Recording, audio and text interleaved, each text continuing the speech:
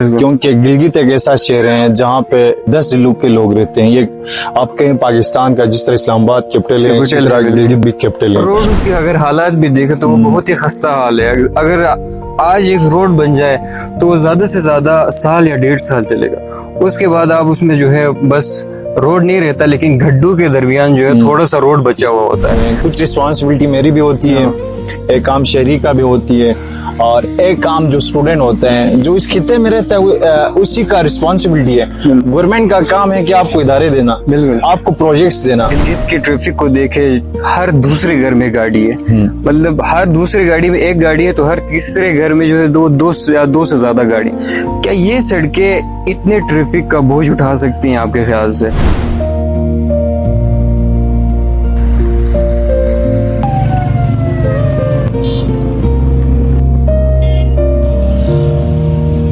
मैं एक और पॉडकास्ट में आपको खुशामदीद कहता हूँ।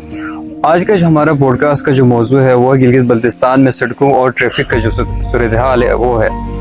इस मसले पर हमारे साथ बात करने को उसामा कुरैशी मौजूद है, जो कि खुद भी एक सहाफ़ी हैं और इसके साथ साथ वो एक तालिब इल्म भी है। आइए इनसे जानने की कोशिश करते हैं कि उनको एज अ प्रोफेशनल और एज अ स्टूडेंट उनको किन मसाइल का सामना करना पड़ता है जब वो इन सड़कों के ऊपर सफ़र करते हैं। तो उसामा, सबसे पहले आपका बहुत बहुत शुक्रिया कि आपने हमें जो अपना कीमती वक्त दिया। उसके बाद मेरा आपसे सवाल है, क्योंकि आप एक प्रोफेशनल भी हैं, एक सहाफ़ी भी हैं, और आपका जो है गिलगित शहर की सड़कों पे आज जो है गुजरना भी होता है सबसे ज़्यादा, तो एज अ स्टूडेंट और एज अ प्रोफेशनल आपको किन मसाइल का सामना करना पड़ता है? बिस्मिल्लाहिर्रहमानिर्रहीम। वकार भाई, फर्स्ट ऑफ ऑल आपका शुक्रिया कि आपने एक इम्पोर्टेंट टॉपिक के ऊपर मुझे बात करने का मौका दिया। तो इसमें स्पेशली मुझे प्रॉब्लम फेस करना नहीं होते हैं, इसमें ओवरऑल हमारी पूरी जीबी के लोगों को, क्योंकि गिलगित एक ऐसा शहर है जहाँ पे 10 जिलों के लोग रहते हैं। ये आप कहें पाकिस्तान का, जिस तरह इस्लामाबाद कैपिटल है, इसी तरह गिलगित भी कैपिटल है।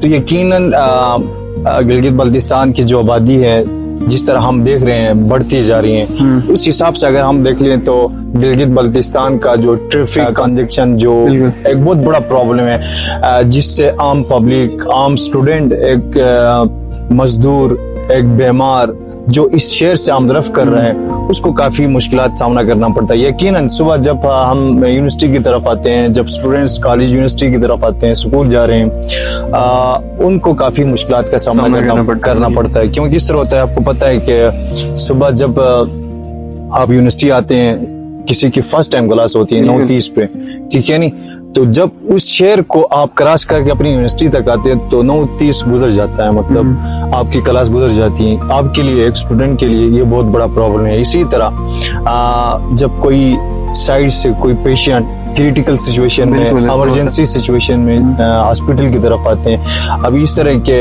यहाँ पे 3 डिवीजन हैं, बल्तिस्तान, गिलगित डिवीजन, फिर दियामा रस्तोर डिवीजन। तो वहां से हर एक बंदे का जो इमरजेंसी काम पड़ता है वो कैपिटल की तरफ होता है। तो इसी बेस पे गिलगित शहर में ट्रैफिक का एक बहुत बड़ा मसला बन चुका है। और उसके साथ साथ आपने रोड की बात की। अब देखें, गिलगित बल्तिस्तान में मुख्तलिफ पार्टीज की गवर्नमेंट रही है। पीपल्स पार्टी ने भी अपना टेन्योर यहाँ पे दिखाया, यहाँ पे उन्होंने जो उनका एक ड्यूरेशन था वो यहाँ पे तय कर लिया। उसके बाद मुस्लिम लीग नून ने भी यहाँ पे काम किया है, उनका भी दौर हुकूमत का है, फिर पीटीआई रही, इसी तरह अभी पीपल्स पार्टी है। तो मेरे ख्याल में मुस्लिम लीग नून ने गिलगित बल्तिस्तान के अंदर, स्पेशली गिलगित सिटी के अंदर रोड का एक इंफ्रास्ट्रक्चर बनाया है, लेकिन अनफॉर्चुनेटली कोई अल्टरनेट रोड इन केस मतलब इसी तरह इमरजेंसी पेश आती है, इस तरह का रोड नहीं बनाया है, जिसकी वजह से आज आप देख सकते हैं कि गिलगित शहर में काफी मुश्किलात का सामना करना पड़ता है। और रोड के अगर हालात भी देखें तो वो बहुत ही खस्ता हाल है। अगर आज एक रोड बन जाए तो वो ज्यादा से ज्यादा साल या 1.5 साल चलेगा।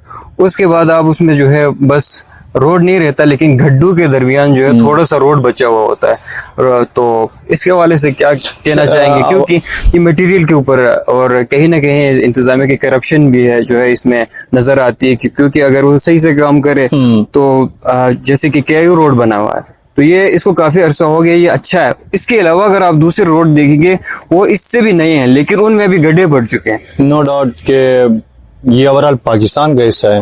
पूरी पाकिस्तान में हम जहाँ पे भी इंफ्रास्ट्रक्चर देखते हैं तो उनका जो रिजल्ट है ना, हमें 1.5-2 साल के बाद ही मिलता है कि किस तरह का एक ही सड़क को जो है वो 10 बार बना, ऐसा ही है। तो सर अनफॉर्चुनेटली होता कुछ यूं है, कुछ रिस्पॉन्सिबिलिटी मेरी भी होती है, एक काम शहरी का भी होती है, और एक काम जो स्टूडेंट होते हैं जो इस खित्ते में रहता है उसी का रिस्पॉन्सिबिलिटी है। गवर्नमेंट का काम है कि आपको इदारे देना, आपको प्रोजेक्ट्स देना, उनकी सेफ्टी प्रोटेक्शन करना, ये मेरी भी रिस्पॉन्सिबिलिटी है और गवर्नमेंट की अपनी भी है।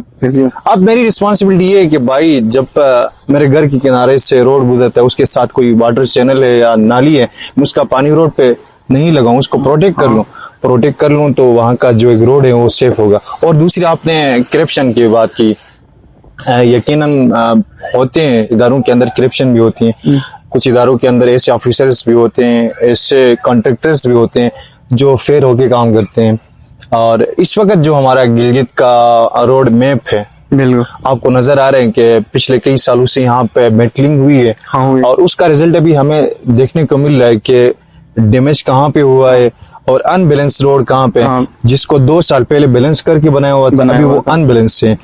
तो वो अनबैलेंस होने की भी कई सारी वजूहत हो सकती और है। गिलगित में ट्रैफिक भी बहुत ज्यादा है। अगर गिलगित के ट्रैफिक को देखे, हर दूसरे घर में गाड़ी है, मतलब हर दूसरे गाड़ी में एक गाड़ी है, तो हर तीसरे घर में जो है दो से ज्यादा गाड़ी।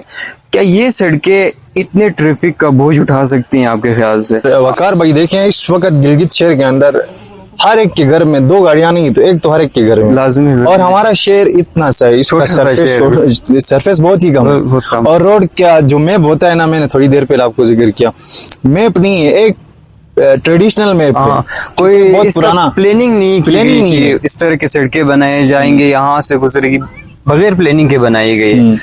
पुराना जो है वो निजाम को देखते हुए बनाया। अब जो है काफी वक्त चेंज हो चुका है, ट्रैफिक अभी गाड़ियों के भी अभी हैवी ट्रैफिक अलग है।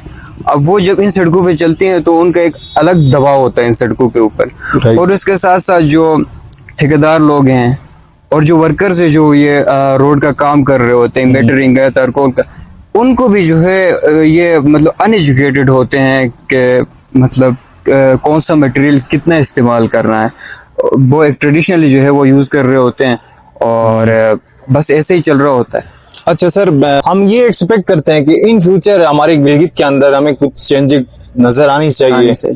हम एक्सपेक्ट करते हैं कि हमारी जो दूसरी यहाँ पे न्यू गवर्नमेंट बनी है पीपल्स पार्टी, अगर इसके ऊपर सर प्रॉपर प्लानिंग या स्ट्रेटजीज नहीं बनाए इससे मतलब ट्रैफिक की रोकथाम के लिए, जिस हिसाब से भी ट्रैफिक बढ़ती जा रही है, जिस हिसाब से हमें इस वक्त प्रॉब्लम फेस करना होता है, इसके ऊपर अगर प्लानिंग स्ट्रेटजीज नहीं बनाई तो 3-4 सालों के अंदर गिलगित का ये जो शेयर है ना, ये बढ़ जाएगा, कबाड़ भी बन जाएगा। इससे मुख्तलिफ किस्म की डिजीज क्रिएट होंगे, हादसात होंगे, जानने का ज़िया हो सकता है। तो उसामा का बहुत बहुत शुक्रिया कि आपने अपने कीमती वक्त दिया एक बार फिर। और ऑडियंस से भी हमारी यही गुजारिश है कि हम अमूमन हुकूमत से हमारी ये गिला गुजारी रहती है कि करप्शन होती है, सड़कें अच्छी नहीं बनाई जा रही हैं, लेकिन इसके साथ साथ हमारी अपनी भी जिम्मेदारियां हैं एज अ सिटीजन कि हमने इन सड़कों की जो है हमने खुद भी ख्याल रखना है। और ना ही ख्याल रखना है बल्कि दूसरों का भी ख्याल रखना है कि हमारे वजह से किसी और को कोई नुकसान ना हो।